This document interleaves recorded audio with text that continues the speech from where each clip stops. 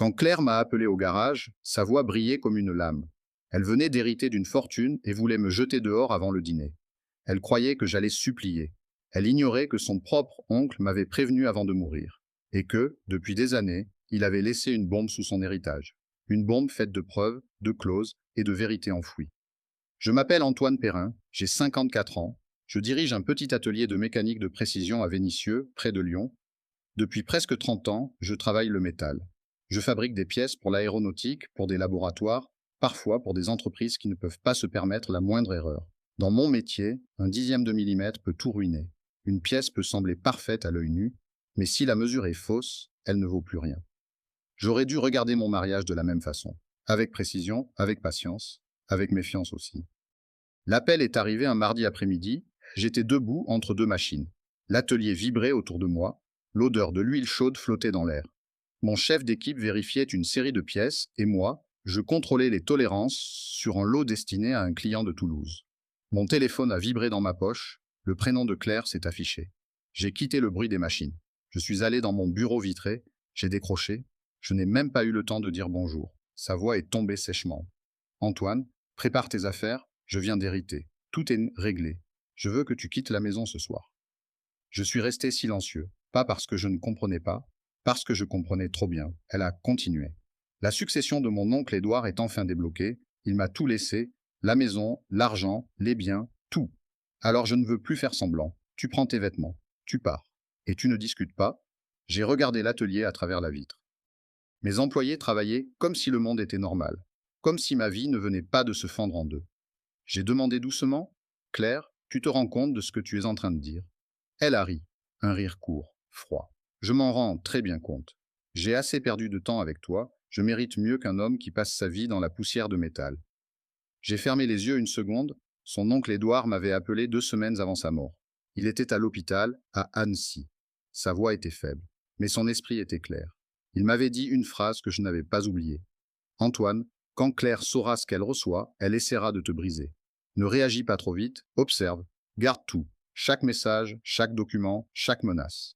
J'avais voulu lui demander pourquoi, il avait toussé longtemps, puis il avait murmuré, tu comprendras bientôt. Et surtout, ne signe rien sans photographier. À ce moment-là, je n'avais pas voulu croire qu'il parlait de Claire. Claire était ma femme depuis 26 ans, la mère de mes 2 filles, la femme avec qui j'avais acheté une maison à Sainte-Foy-les-Lyons, la femme pour qui j'avais travaillé des nuits entières quand l'atelier risquait de fermer. Mais en l'entendant au téléphone, j'ai compris. Édouard avait vu quelque chose. Quelque chose que moi, je refusais de voir. Claire a repris. Je serai à la maison à 19 heures. Je veux que tu sois parti avant. J'ai répondu. Je viendrai récupérer mes affaires. Elle a ajouté. Non, Antoine, tu vas signer les papiers d'abord. Puis, elle a raccroché. Je suis resté debout dans mon bureau, le téléphone encore dans la main. Je n'étais pas en colère, pas encore. Je ressentais seulement un calme étrange, comme avant un contrôle important, quand on sait que la pièce est fragile et qu'il faut la mesurer sans trembler. À la fin de la journée, j'ai confié l'atelier à mon chef d'équipe. Je lui ai dit que j'avais une urgence familiale. Puis, j'ai pris la route. Le ciel était lourd sur Lyon, les bouchons ralentissaient chaque avenue, j'ai roulé sans musique, j'ai pensé à Édouard, à son avertissement, à ses mots. Garde tout. Quand je suis arrivé devant la maison, toutes les lumières étaient allumées, même celle du jardin, comme si Claire avait préparé une scène. J'ai ouvert la porte, elle m'attendait dans le salon, elle portait un tailleur beige que je ne lui avais jamais vu, ses cheveux étaient parfaitement coiffés. Sur la table de la salle à manger, il y avait un dossier bleu. Les feuilles étaient alignées avec soin. Elle a pointé le dossier du doigt. Signe. J'ai avancé lentement, j'ai ouvert la première page, c'était une demande de divorce, puis un accord de séparation, puis une liste de partage des biens, tout semblait officiel. Mais il manquait beaucoup de choses. Pas de tampon du tribunal, pas de numéro de dossier, pas de signature d'avocat clairement identifiable. Seulement des phrases dures et des espaces pour ma signature. J'ai levé les yeux vers elle. Qui a préparé ça? Elle a croisé les bras. Mon conseil, ce n'est pas ton problème. Tu signes, tu prends ton sac, tu pars. J'ai pris le stylo. Elle a souri. Elle croyait voir ma défaite, mais avant de signer, j'ai sorti mon téléphone. J'ai photographié chaque page. Son sourire a disparu. Qu'est-ce que tu fais? J'ai répondu calmement, je garde une trace, puis j'ai signé exactement là où elle voulait, sans discuter, sans supplier, sans élever la voix. Quand j'ai reposé le stylo, elle semblait presque déçue, elle attendait des larmes, des reproches, une scène. Je lui ai seulement dit « Bonne chance, Claire ». Ensuite, je suis monté dans la chambre, j'ai pris quelques vêtements, mes médicaments, mon ordinateur, mes papiers personnels et un vieux carnet où je notais les choses importantes. En redescendant, je l'ai entendu parler au téléphone dans la cuisine. Elle ne cherchait même pas à baisser la voix. Oui, il signe. Oui, il part.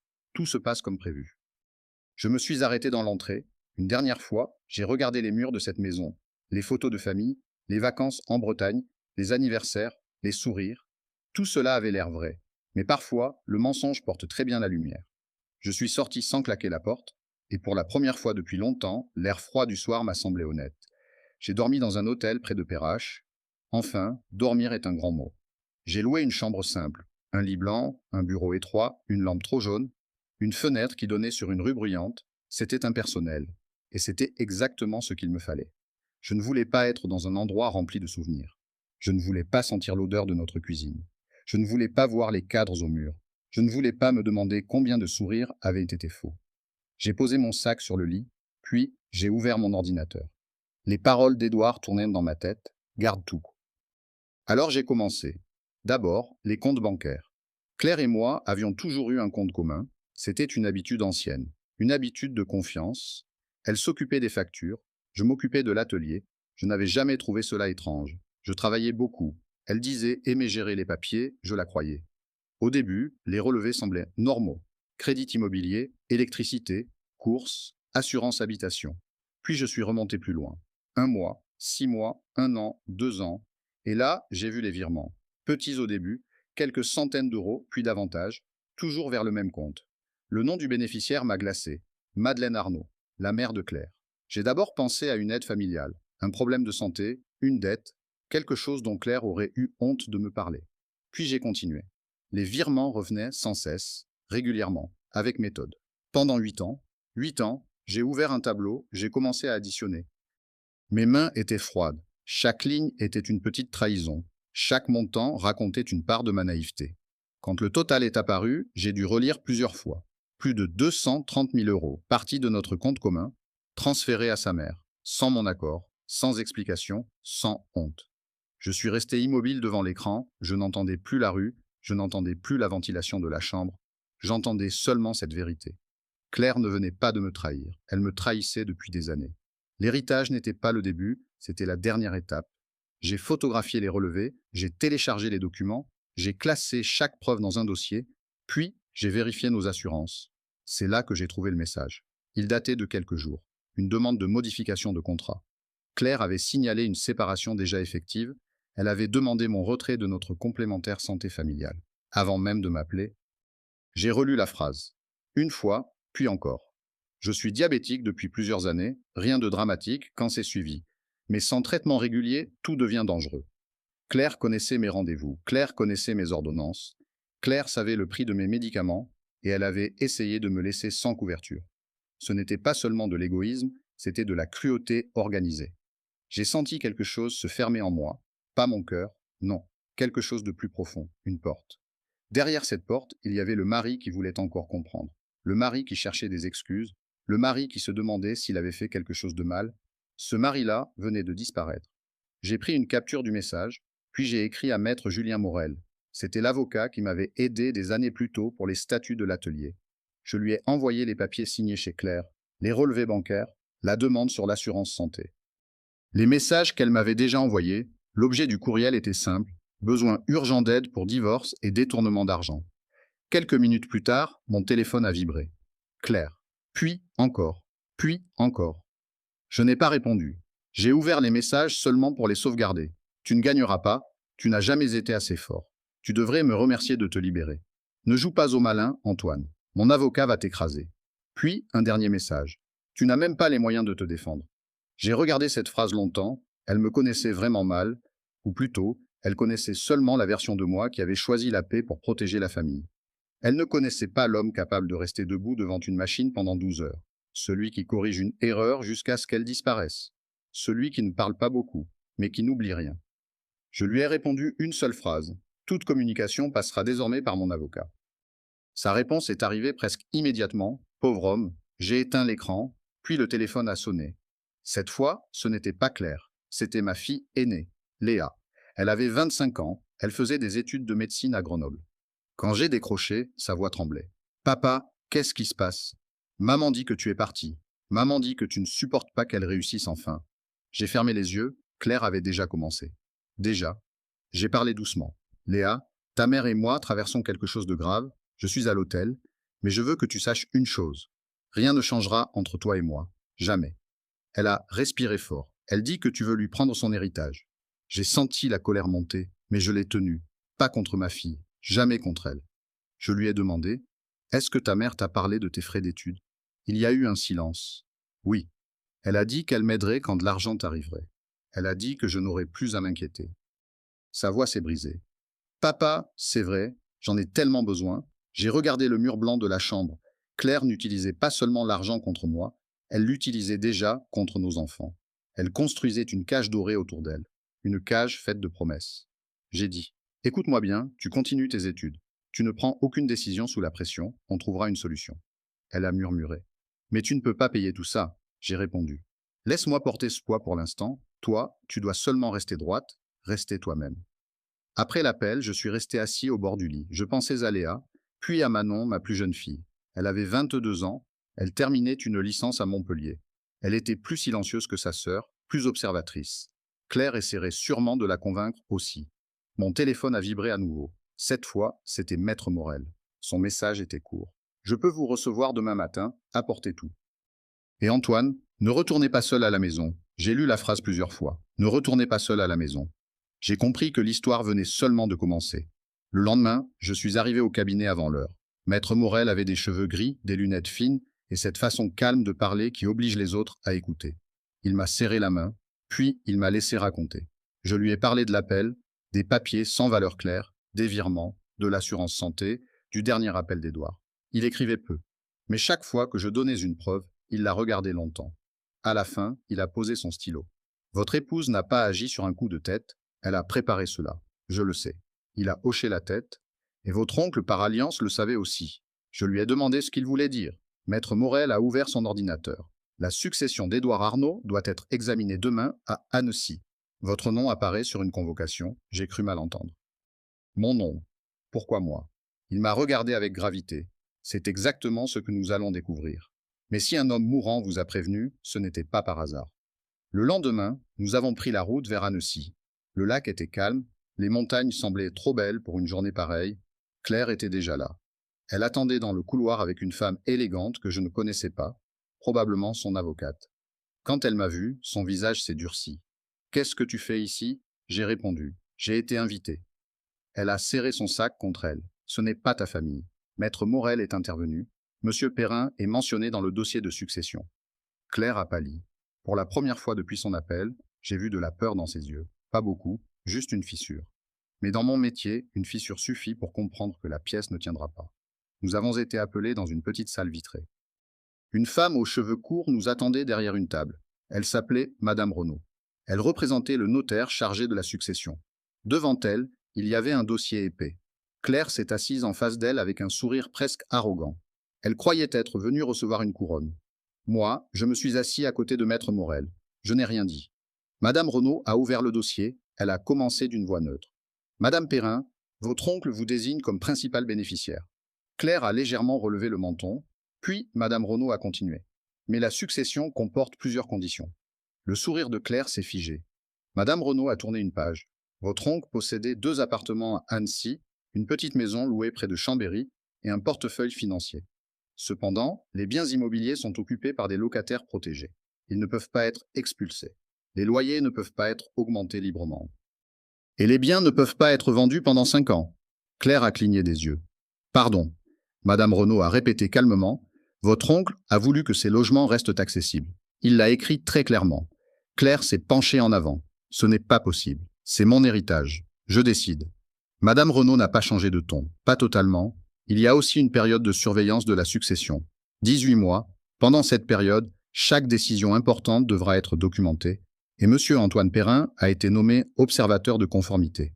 Le silence est tombé d'un coup. Claire s'est tournée vers moi. Ses yeux lançaient une haine pure.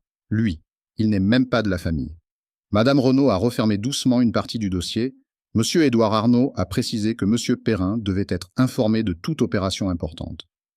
Il a également écrit qu'aucun bénéficiaire ne devait utiliser l'héritage pour forcer un conjoint à quitter le domicile familial sans procédure légale régulière. Claire a pâli. Pas beaucoup, mais assez pour que je le voie. Maître Morel a gardé le silence. Moi aussi. C'est souvent quand on ne parle pas que les autres se trahissent. À ce moment-là, mon téléphone a vibré. J'ai baissé les yeux. Un message d'un agent immobilier. Monsieur Perrin, je suis désolé de vous déranger. Votre épouse a mis votre maison en vente hier soir. Un acheteur a versé une réservation importante et demande une signature aujourd'hui. Pouvez-vous me rappeler immédiatement? J'ai montré l'écran à Maître Morel. Son visage s'est durci, il a levé la main. Madame Renaud, nous avons peut-être un autre problème. Claire a compris tout de suite. Elle l'a murmuré. Ce n'est pas ce que tu crois. Je l'ai regardé. Pour la première fois depuis son appel, elle avait peur de mes silences. L'audience a été suspendue. Tout a été noté. La mise en vente non autorisée, le départ forcé, les documents de divorce douteux, les messages, les tentatives de pression. En sortant, Claire a voulu me parler dans le couloir. Je n'ai pas bougé. Maître Morel a répondu à ma place. Toute communication passera par moi. Claire a serré les dents. Tu vas le regretter, Antoine. Je l'ai regardé calmement. Non, je crois que c'est toi qui commences seulement à comprendre. L'après-midi même, nous sommes allés à l'agence immobilière. L'acheteur était déjà là. Un homme âgé, très droit, avec un regard qui ne fuyait jamais. Il s'appelait Henri Valmont, ancien magistrat, un homme habitué aux mensonges, et surtout habitué à les reconnaître. L'agent immobilier tremblait presque. Il avait cru à la version de Claire. Elle lui avait présenté une lettre disant qu'elle pouvait vendre la maison seule. Mais il n'y avait pas de jugement, pas d'accord signé, pas d'acte de propriété modifié, rien de sérieux. Monsieur Valmont a écouté Maître Morel sans l'interrompre. Puis, il a posé une seule question à l'agent. Vous avez vérifié son droit de vendre. L'agent a baissé les yeux. Elle semblait sûre d'elle. Monsieur Valmont a soupiré. La certitude n'est pas une preuve. Il s'est tourné vers moi. Monsieur Perrin, je vous présente mes excuses. Je ne poursuivrai pas cette vente, mais je signalerai cette affaire à qui de droit. Quand il est parti, j'ai senti mes épaules se relâcher. Claire avait voulu vendre notre maison derrière mon dos. Elle avait voulu effacer notre vie comme on vide une pièce avant des travaux. Mais cette fois, elle avait choisi la mauvaise cible. Un homme qui savait exactement ce qu'était un faux pas juridique. Ce soir-là, j'ai reçu un appel de Manon, ma plus jeune fille. Sa voix était basse. Papa, je suis allé voir maman. Mon cœur s'est serré. Tu es seul. Non, j'ai enregistré la conversation, je veux que tu écoutes. Elle m'a envoyé le fichier. J'ai posé le téléphone sur le bureau de la chambre d'hôtel, puis j'ai lancé l'audio. La voix de Manon tremblait. Maman, pourquoi tu as chassé papa? Claire a répondu sans hésiter. Parce que ton père est un homme faible. Il a toujours été faible. Il a cru que travailler dur suffisait pour être respectable. Mais moi, je voulais une vraie vie. Manon a demandé. Et nous, Léa et moi? Claire a ri doucement. Léa aura besoin de moi pour ses études. Elle reviendra. L'argent ramène toujours les gens intelligents. Et toi, tu comprendras aussi. Il faut choisir le bon camp. Le bon camp. Ces mots m'ont fait plus mal que ces insultes. Elle ne parlait pas de famille. Elle parlait de contrôle. L'enregistrement s'est terminé. Manon a repris la parole au téléphone. Papa, je suis désolé. Je ne savais pas qu'elle pensait comme ça. J'ai avalé ma douleur, tu n'as pas à t'excuser. Elle a murmuré. Je suis avec toi. Et Léa doit entendre ça aussi. Alors j'ai compris que Claire venait de perdre quelque chose qu'aucun héritage ne pouvait remplacer. La confiance de ses filles. Et pendant que vous écoutez cette histoire, si elle vous touche, je vous invite simplement à vous abonner à la chaîne et à laisser un j'aime. Votre soutien compte vraiment. Il aide notre équipe à continuer à raconter ces histoires humaines avec respect et émotion. Le lendemain matin, Maître Morel m'a appelé tôt. Sa voix était grave. Antoine, j'ai reçu un pli du notaire. Il vient d'Édouard. Il est adressé uniquement à vous. Je suis allé au cabinet sans attendre. L'enveloppe était épaisse. Mon nom était écrit dessus d'une main tremblante. J'ai reconnu l'écriture d'Édouard. À l'intérieur, il y avait plusieurs lettres, certaines datées de nombreuses années. J'ai ouvert la première. Antoine, je t'écris parce que je n'ai pas eu le courage de parler. Aujourd'hui, j'ai vu Claire avec un homme. Ce n'était pas une simple rencontre. Je suis désolé. J'ai ouvert une autre lettre, plus récente. Antoine, j'ai reconnu l'homme. Il s'appelle Marc Delmas, ton ami, celui qui venait chez vous, celui que tu appelais ton frère. Je suis resté immobile. Marc, mon meilleur ami, celui qui avait porté ma fille sur ses épaules quand elle était petite, celui qui avait mangé à notre table, celui que j'avais aidé quand son entreprise avait failli fermer. Maître Morel n'a rien dit. Il savait que certains coups n'ont pas besoin de commentaires. J'ai ouvert la dernière lettre. Elle avait été écrite peu avant la mort d'Édouard. Antoine, Claire est venue à l'hôpital. Elle voulait que je signe des documents pendant que j'étais sous traitement. Elle voulait supprimer les protections prévues pour toi. J'ai refusé. Une infirmière peut en témoigner. Je vais modifier mon testament une dernière fois. Tu as été plus loyal envers moi que ma propre famille. Je ne la laisserai pas te détruire. J'ai posé la lettre. Ma gorge était serrée. Édouard avait vu la vérité. Il avait gardé l'épreuve.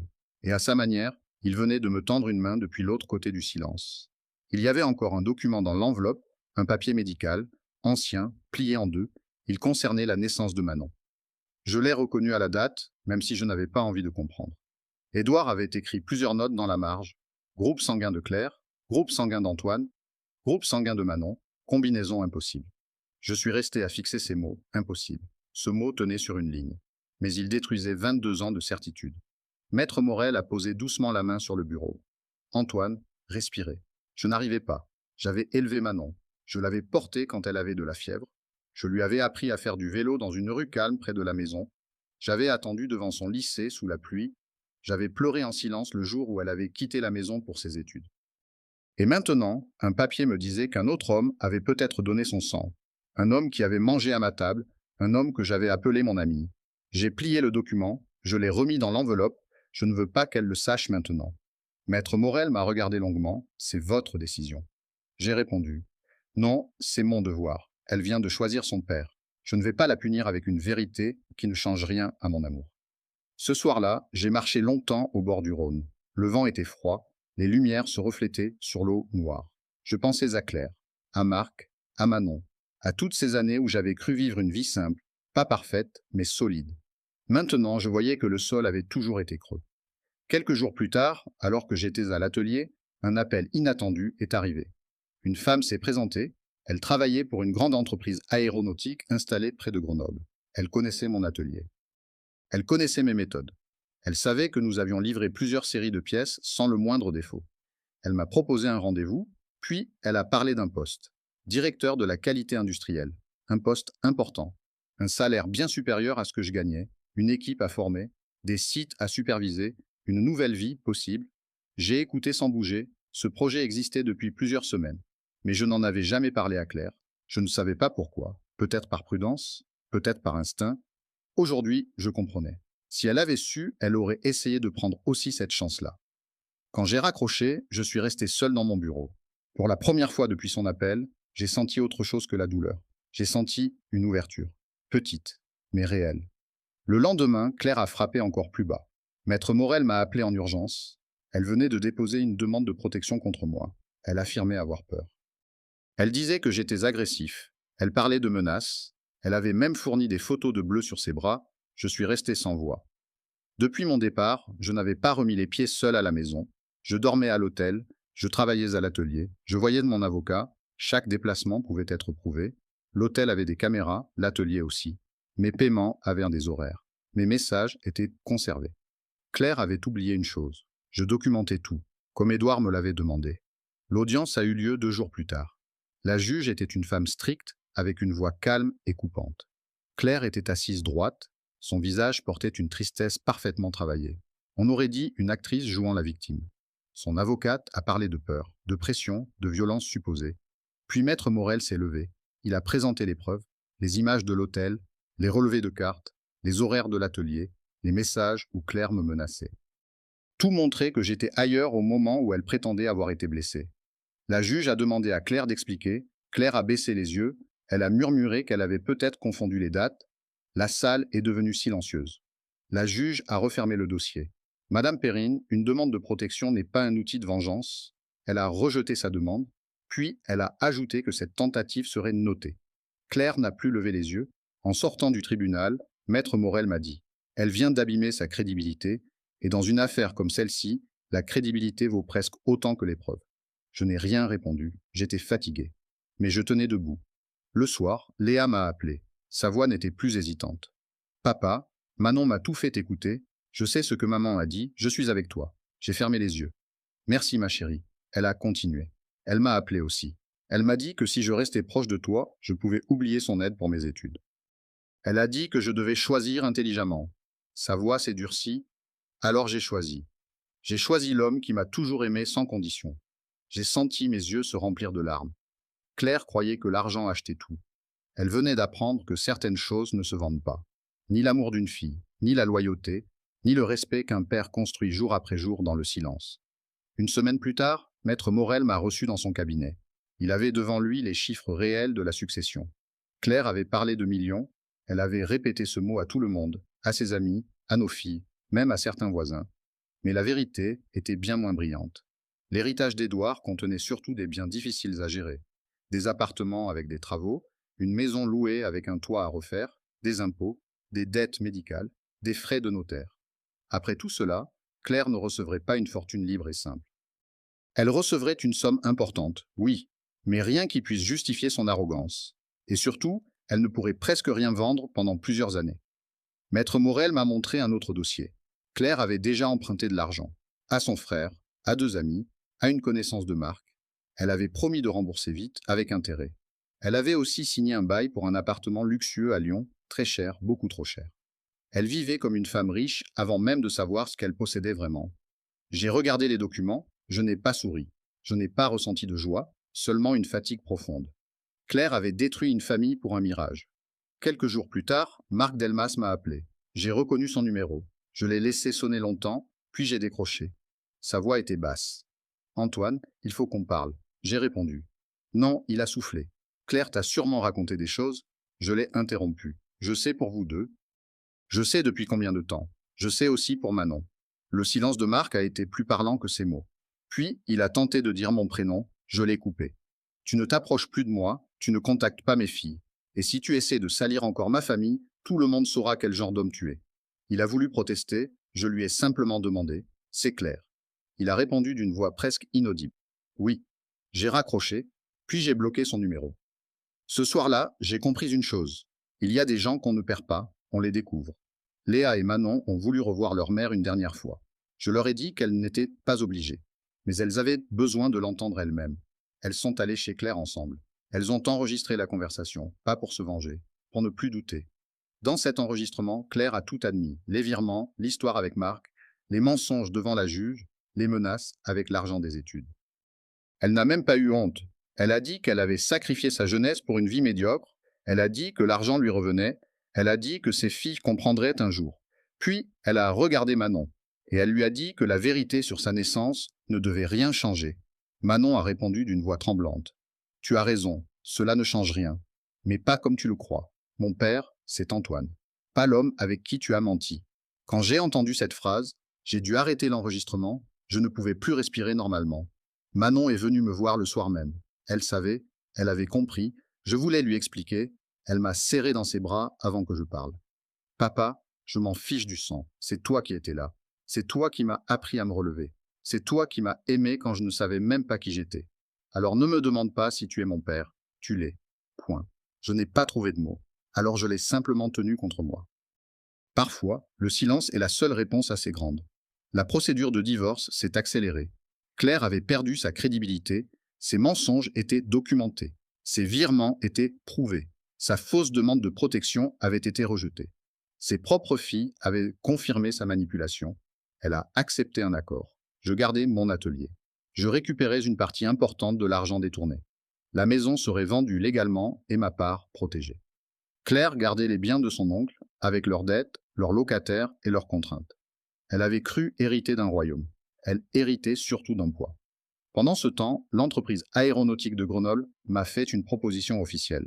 J'ai accepté. Pas parce que je voulais fuir, mais parce que je voulais recommencer. Léa a demandé son transfert vers une faculté plus proche. Manon a décidé de venir quelques mois chez moi après son diplôme. Nous n'étions plus la famille d'avant, mais nous étions vrais. Et cela valait mieux que tous les mensonges confortables. Plus tard, j'ai appris que Claire et Marc s'étaient séparés. Quand l'argent n'a pas été aussi grand qu'ils l'espéraient, leur grand amour est devenu une dispute de compte. L'appartement trop cher a été abandonné. Les amis à qui elle devait de l'argent ont commencé à réclamer leur dû. Je n'ai pas célébré sa chute, je n'en avais pas besoin, la vie s'en chargeait seule. Un soir, plusieurs mois après, nous avons dîné tous les trois, Léa, Manon et moi, une petite table, des pâtes, du pain chaud, un dessert trop sucré, rien d'extraordinaire. Mais je me souviens avoir regardé mes filles rire dans la lumière douce de la cuisine, et j'ai compris que je n'avais pas tout perdu. J'avais perdu une épouse qui ne m'avait jamais respecté. J'avais perdu un ami qui n'en était pas un. J'avais perdu une maison pleine de souvenirs abîmés, mais j'avais gardé l'essentiel. Mes filles, ma dignité. Ma capacité à rester juste quand on me poussait à devenir cruel. Claire pensait que son héritage allait me détruire. En réalité, il avait seulement révélé la vérité. Et la vérité, même quand elle fait mal, finit parfois par libérer. Si cette histoire vous a touché, notre équipe serait heureuse de lire votre avis dans les commentaires. Et si vous ne savez pas quoi ajouter, ou si les mots sont difficiles à trouver, même un simple merci nous fera très plaisir.